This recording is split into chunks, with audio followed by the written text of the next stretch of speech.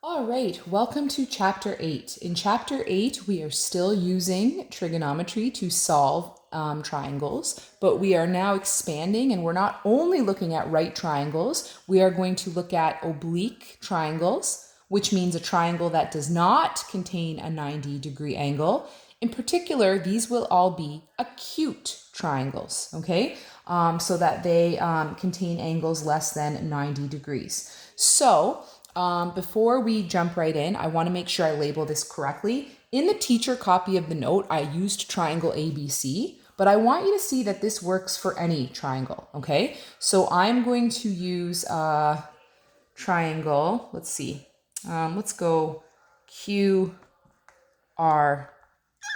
okay? So let's say I am given triangle QRS. That looks like it could be a 90-degree angle, but it is not. Please don't make any assumptions. And so since the angles are labeled with capital letters, I want to go back and label my side lengths with small case letters. This would be little side R because it's across from big R.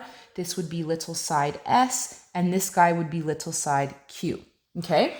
So the sine law is basically just a proportion. It is 3 equal fractions. And it tells us that if we were to find, the sine of big angle Q, okay, and then make a fraction by putting little side Q on the bottom, that would be equal to the sine of big angle S, if I put little s on the bottom of that, and that is also equal to the sine of big angle R over little r, okay? And I just realized that normally when we write this out, we like to put it in alphabetical order, and I didn't do that. So oopsie daisy, those guys would be swapped, okay? In all honesty, folks, it doesn't matter. I mean, you might have somebody that does care about that at some point, so don't say I didn't tell you, okay?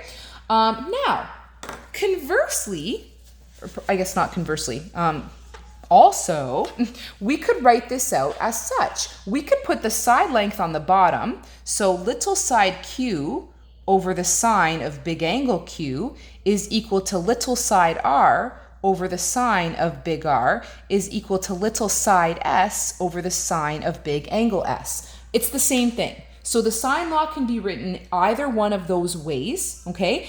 And I think you can kind of see the writing on the wall. Basically, we're going to be given bits and pieces of information, plop it into the sine law, and solve for the stuff that's missing using cross multiplication. Okay, so it's pretty user-friendly, and I think it's time to dive right in with our first example. Okay, so in example 1, we're given this diagram, and we're asked to solve the triangle. I talked about this back in 7.5. When you're solving a triangle, that means you have to find all of the unknown sides and all of the unknown angles. So before I even start, let's go ahead and label this guy thoroughly. If this is big angle C, then this is little side C. And if this is big angle A, this is little side A. And if this is big angle B, this is little side B. Okay? And now that I've established that, I want to get my solution box going. This is not like a, custom way to do it. This is my way. So if you get a question like this on an assessment, I want to see the solution box. I find it minimizes, solution box. Minimizes, that's going to bother me, your chance of error. Don't even label it, just do it. Minimizes your chance of error, and it keeps you organized so you don't forget to find something. So in our solution box, we're going to have all of the angles, A, B, C, and then all of the little side lengths, little a, little b, and little c. And I like to start by filling in the stuff we know from the question. So we know that big C is 20. We know that big B is 40. We know that little b is 18. Of course, this diagram's not drawn to scale, okay, so you're just going to have to let that go. Which means we're solving for big A, little c, okay? And at this point, if I was doing this in class, kids would throw their hands in the air, Miss, I know big A. We don't need to use any fancy tricks to solve for big angle A. We know that the interior angles of a triangle add to 180, okay? So A is simply equal to 180 minus 20 minus 40, okay? So the total minus the 2 that we were given, donezo, okay? We're done. Now we have all 3 angles. Perfect, okay? Our last step is going to be to solve for those 2 side lengths. So I'm going to go ahead and write out the sine law. You are not going to hear me utter the words SOHCAHTOA for most of this lesson because SOHCAHTOA goes out the window when we don't have a 90-degree angle, okay? So let's go ahead and write out the sine law. Oops. So we have the sine of big angle A over little a is equal to the sine of big angle B over little b is equal to the sine of big angle C over little c. Okay, and now on the second board here, I'm going to fill that in with what I have from my solution box. And that's why I like using the solution box because again, it just keeps me organized. So, okay, the sine of big angle A, which I just found to be 120 degrees, over little a, which is an unknown, is equal to the sine of big angle B, which is 40, that was given to me in my diagram, over little b, which is 18, and that's equal to the sine of big angle C, which is 20, over little c, which is an unknown, okay? And now we're gonna talk about when we actually use the sine law, because the sine law doesn't work all the time. The sine law only works when we have a set of opposites and one other piece of information. Okay, at least one other piece of information. So this guy here, again, this is just a Miss Kerr thing. This is not a official math term. That guy there is the superstar. I know the top of that fraction and I know the bottom. Why? Because that came from big angle B and little side B. So you can only use the sine law when you have a set of opposites, an angle with its opposite side. Or in other words, a side with its opposite angle and one other piece of information. In this case, that one other piece of information was angle C. Yes, we went ahead and found angle A, but even we didn't really need to. If they had just wanted us to solve for little c, we would be in business. Okay, so the sine law can only be used when you have an angle and its opposite side plus one other side or angle. Okay, or a side with its opposite angle and one other side or angle. So basically, you need three pieces of information or you can't use the sine law. Now that I've gone ahead and written out the sine law, okay, I have two unknowns and I'm going to have to solve for them separately. Whatever one you do first truly doesn't matter. I think I'm just going to do A first because it comes first in the alphabet. How am I going to do that? Good old cross multiplication, okay? Folks, please notice I'm not even touching my calculator till I get it all set up. If I calculate and round as I go in every step, I'm going to compromise the accuracy of my answer. So I want little a, that's what I'm going to multiply first. Little a times the sine of 40 degrees is equal to 18 times the sine of 120 degrees. Can you put sine of 120 before 18? Absolutely. You can multiply things in any order. You're going to get the same answer. Now, I want to isolate little a, but it's being multiplied by the sine of 40. The opposite of multiplying is dividing. So I'm going to divide both sides by the sine of 40.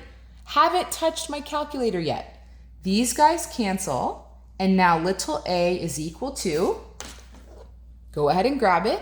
Make sure you're in degree mode and you're gonna do all of this in one calculation. So 18 times the sine of 120 equals divided by the sine of 40. 24.25. 24.25 millimeters because that's what was given to me in the question. Okay, so we'll go ahead and add that to our answer box. 24.25. Now, also in class, sometimes kids will raise their hands and say, Miss, at this point, can we solve for little c using Pythagorean theorem? Absolutely not. Does not contain a right triangle. So Pythagorean theorem and SOHCAHTOA go out the window for these oblique or acute triangles. In fact, this one's not acute because it's got an obtuse angle, but I think you know where I'm going with this. Okay, let's go ahead and do the next solve for the last unknown there, which is little c. So now I'm going to come back over here. Okay, I'm going to erase this stuff because I don't need it. Now, sometimes kids will say, Miss, since you know big A and little a, can you use that fraction as your superstar? Can you see my quotes here? Superstar. And I say, try to avoid it because what if we had calculated little a incorrectly? I don't want that answer to then carry forward and mess up my solution here. So always try to use what's given to you in the question. All right, I want little c. So little c times the sine of 40 degrees is equal to 18 times the sine of 20 degrees.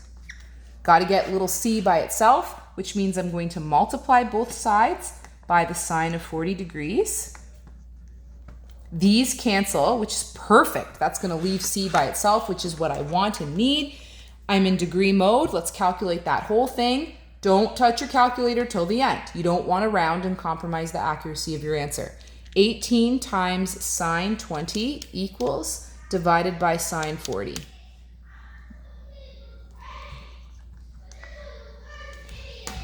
$9.58. Okay, go ahead and add that.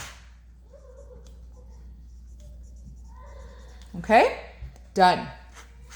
They asked me, my daughter's having a meltdown. I don't know if you can hear that. It's lovely. They asked me to find or to solve the triangle, which means find the missing sides and angles. This helps me establish what I have and what I need, which I like. I like using this little solution box. And so I solved for the missing angle just by using the interior angle theorem, the fact that the angles add to 180, and I solved for these two side lengths using the sine law. All right, let's look at example number 2. Now, obviously, we're going to use the sine law to answer this question because it's part of lesson 8.2. But when you go to write your unit test for trig, you need to know which strategy to use and when. So let's talk first about why we would use the sine law here. We have an angle, the opposite side. Okay, so we have our set of opposites and we have one other piece of information. In this case, we only have two side lengths and one angle. So if you said to me, I would use the sine law because I'm given two side lengths and an angle, I would say that's not good enough. You have to tell me what specifically about those side lengths and that angle constitute the use of the sine law, and it's the fact that they're opposites. So I'm going to go ahead and label my diagram. I've got my big angles, or my angles labeled with large case letters. Big angle C, little side C. Big angle A, little side A. Big angle B, little side B. Okay, and in this question it says use the sine law to find the two unknown angles of the triangle. So I'm interested in finding A and B. Don't really care about little b, so I'm not going to take the time to find it. Okay, now in the last example, I could just use the fact that all interior angles of a triangle add to 180. That's not going to work for me here because I only have that one angle. So I'm going to choose which angle I want to find first. And again, just because alphabetically it comes first, let's start with finding big A. And I'm going to write out the sine law. The sine of big A over little a is equal to, now, this is my superstar, folks. I have big C and little c. I don't know anything about big B and little b. You can write it and include it in your sine law, but it's kind of unnecessary. Let's save the time and energy. We're going to go right to sine of big C over little c. Okay?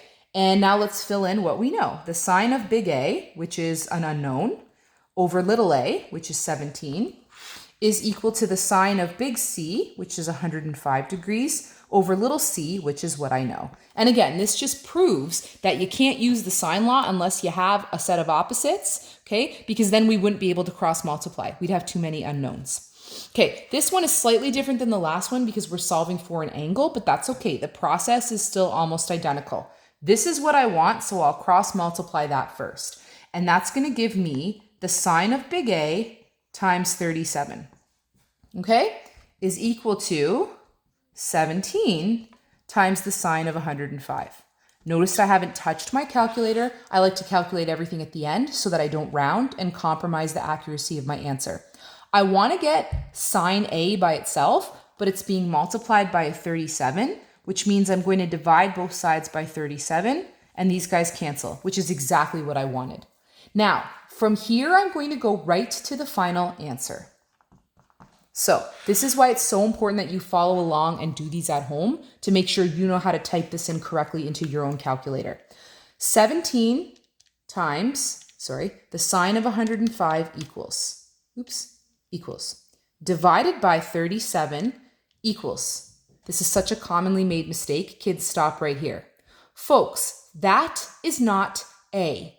That is the sine of A.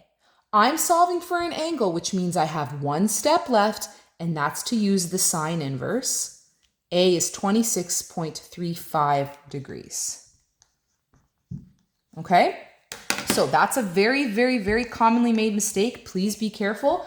When you are finding an angle, you must use the sine inverse. Why did we use sine inverse? Why not cos or why not tan? Because it's the sine law.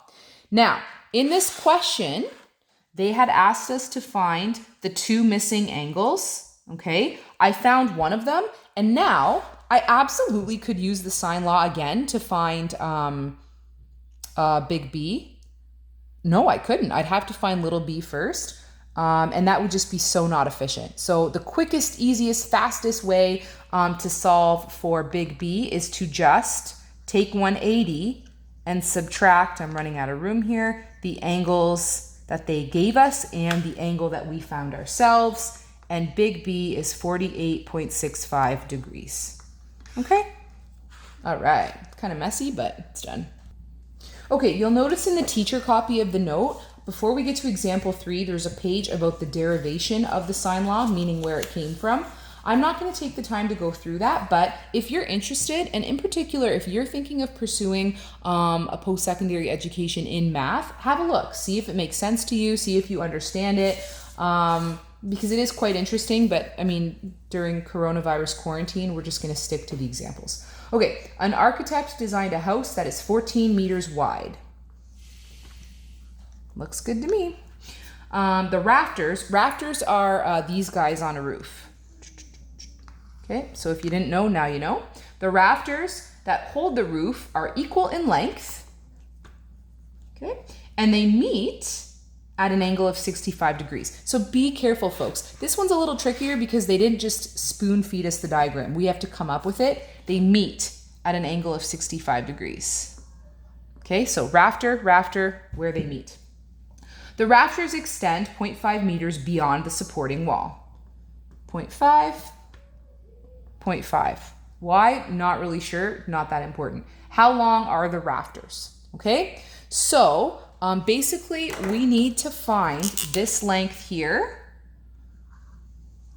and then we have to tack on that extra 0.5 to it.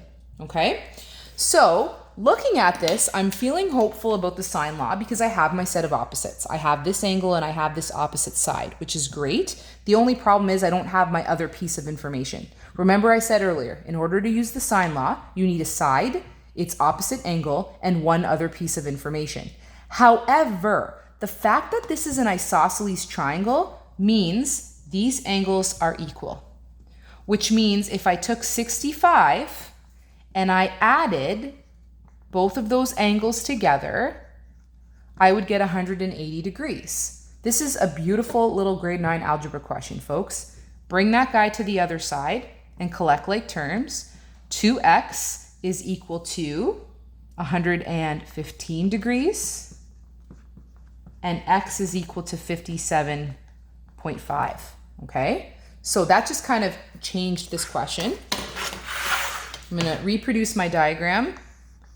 This is 65, this is 57.5, this is 57.5, this is 14, these guys are equal, this is my unknown, okay? So again, I used the fact that this is an isosceles triangle to solve for these angles. I know that I'm going to have to find this side length, and then when I'm done, I'll have to add that little extra 0.5 of a meter to it. Okay.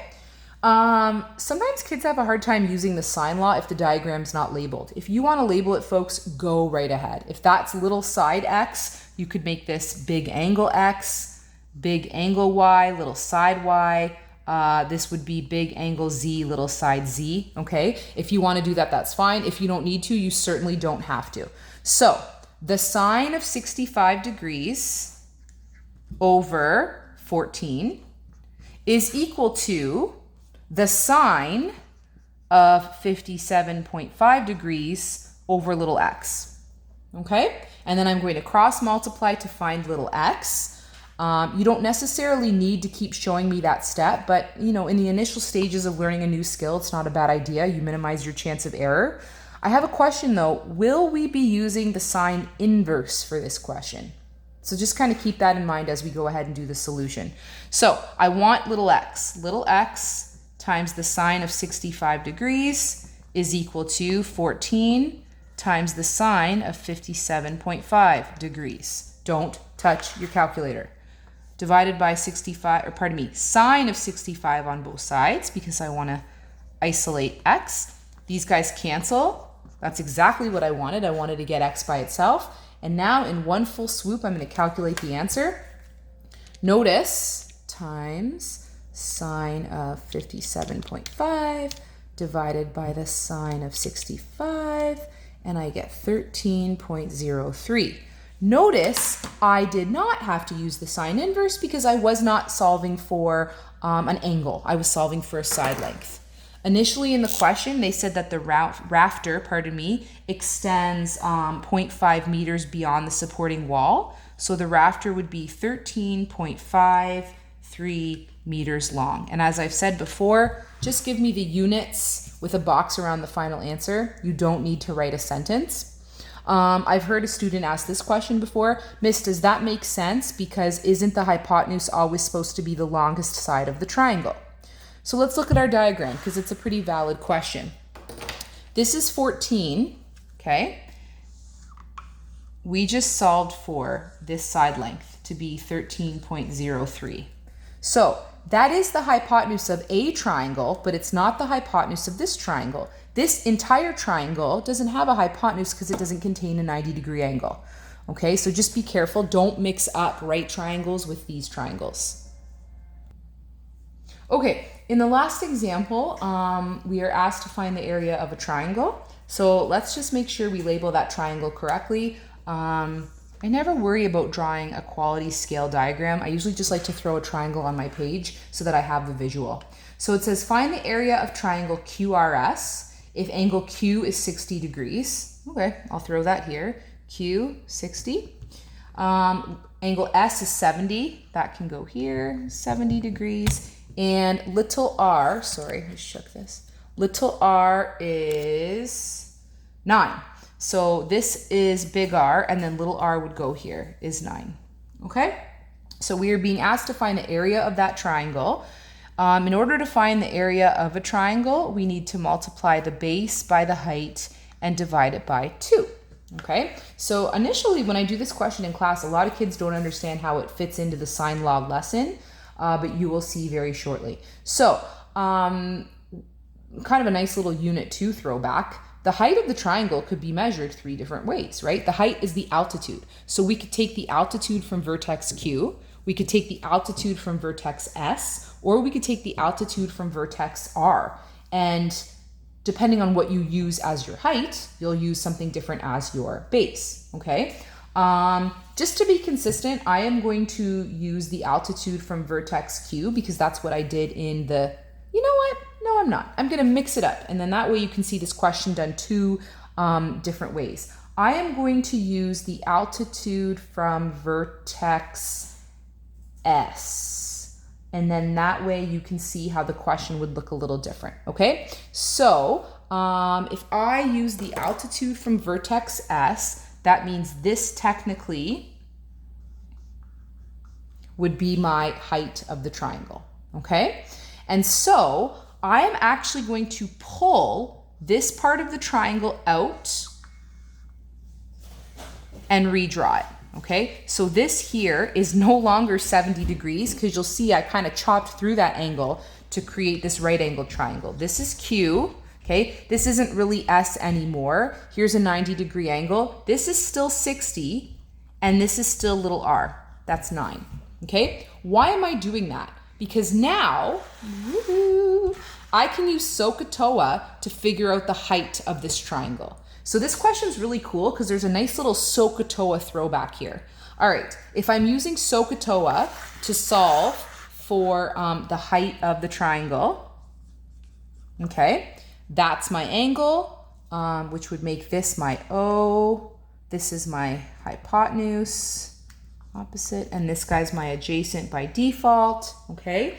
I need the opposite, or pardon me, I need the height, I need the opposite, I need O, and I have H, which means I'm going to be using sine.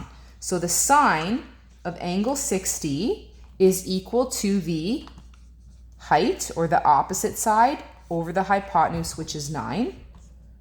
You'll notice I'm starting to go a little quicker through these because, I mean, SOHCAHTOA was last unit, so I don't feel like I need to write out every step. But if you're confused, by all means, message me on Edsby. So this would give me the sine, can you see that? The sine of 60 times 9. The height of this triangle is 7.79. And this is what's interesting, because when I did it in the teacher copy of the note, I used a different altitude, and so I got a different height. We are going to achieve the same answer. We're just going to do it in a different way. And then, like I said, I like when that happens because you have 2 examples to work from. So the height of the triangle is 7.79.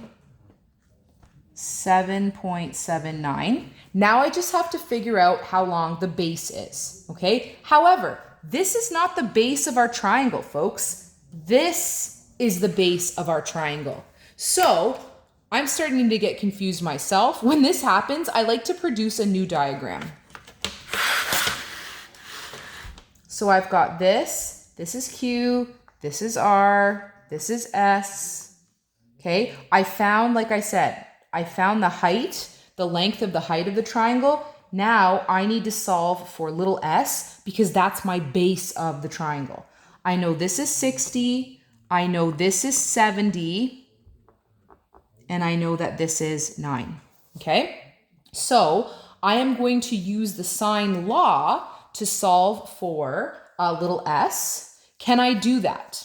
So in order to use the sine law, I need a set of opposites and one, this is really bothering me because it's hard to see, a set of opposites and one other piece of information, okay? This is the only side length I have, and I don't have the opposite angle. So you might be inclined to say that we're stuck. However, we have these 2 angles. So we can easily find big R by subtracting those other 2 angles. And when I do that, big R works out to be 50 degrees. Now that I have my set of opposites, I'm golden, okay? The sine of big R, which is 50, over little r, which is 9, is equal to the sine of, I need little s, so big S, okay? And let's go ahead and cross multiply our little hearts out. So S times the sine of 50 degrees is equal to 9 times the sine of 70. I'm going to divide both sides by the sine of 50. Cancel, cancel. Little s, whoa baby, we're getting there. Little s, 9 times the sine of 70 divided by sine of 50 is 11.04. Okay, are we done?